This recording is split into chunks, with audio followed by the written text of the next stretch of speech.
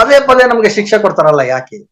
ನಾವು ಕಷ್ಟಗಳು ಅನುಭವಿಸ್ತಾ ಇರ್ತೀವಿ, ಪ್ರತಿಯೊಬ್ರು ಒಂದೊಂದು ಕಷ್ಟ ಇರ್ತದೆ, ಆಕ್ಸಿಡೆಂಟ್ಗಳಾಗ್ತದೆ, ಇಲ್ಲಾಂದ್ರೆ ರೋಗ ರುಜಿನಗಳು ಬರ್ತದೆ. ನಾವೆಲ್ಲ ಒಂದ್ ಮಕ್ಕಳು ತಾನೆ, ನಮ್ಮನ್ನೆಲ್ಲ ರಕ್ಷಣೆ ಮಾಡ್ಬೇಕು ತಾನೆ. ಯಾಕೆ ಈ ತರ ಕಷ್ಟ ಬರ್ತದೆ ನಮ್ಗೆ? ಕೆಲವ್ರು ನೋಡಿದ್ರೆ ಅತಿ ಉನ್ನತ ಸ್ಥಾನದಲ್ಲಿ ಇರ್ತಾರೆ, ಇನ್ ಕೆಲವ್ರು ನೋಡಿದ್ರೆ ಅತಿ ಹೀನ ಸ್ಥಿತಿಯಲ್ಲಿ ಇರ್ತಾರೆ. ಯಾಕಿದು ಅಂದ್ರೆ ನಾವು ಮಾಡಿರುವ ಪಾಪ ಪುಣ್ಯಗಳ ಗಂಟು.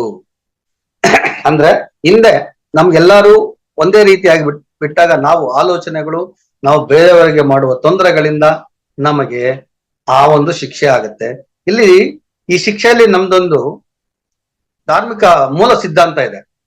100 ಅಪರಾಧಿಗಳ ಶಿಕ್ಷೆಯಿಂದ ಮುಕ್ತರಾದರೂ ಅಡ್ಡಿ ಇಲ್ಲ, ಆದರೆ ಯಾವುದೇ ಪರಿಸ್ಥಿತಿಯಲ್ಲಿ ಒಬ್ಬ ನಿರಪರಾಧಿಗೆ ಶಿಕ್ಷೆ ಆಗಬಾರ್ದು ಅನ್ನೋದು ನಮ್ದು ಒಂದು ಸಿದ್ಧಾಂತ ಇದೆ. ಅದು ದೇವರಿಂದ ಬಂದಂತ ಸಿದ್ಧಾಂತ. ದೇವರು ಅಷ್ಟೇ ತಪ್ಪುಗಳು ಮಾಡದಂತ ವ್ಯಕ್ತಿಗಳಿಗೆ ಮಾತ್ರ ಶಿಕ್ಷೆ ಕೊಡ್ತಾನೆ, ತಪ್ಪು ಮಾಡದೇ ಇರುವಂತವ್ರಿಗೆ ಯಾವತ್ತೂ ಶಿಕ್ಷೆ ಕೊಡೋದಿಲ್ಲ.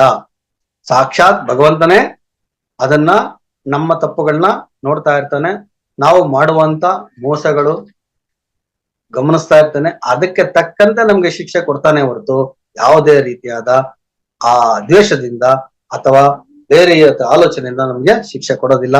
ನಾವು ಅನುಭವಿಸಿದ ಶಿಕ್ಷೆಗಳು ನಮ್ಮ ಹಿಂದಿನ ಜನ್ಮದಲ್ಲಿ ಮಾಡಿರುವಂತ ಕರ್ಮಗಳು.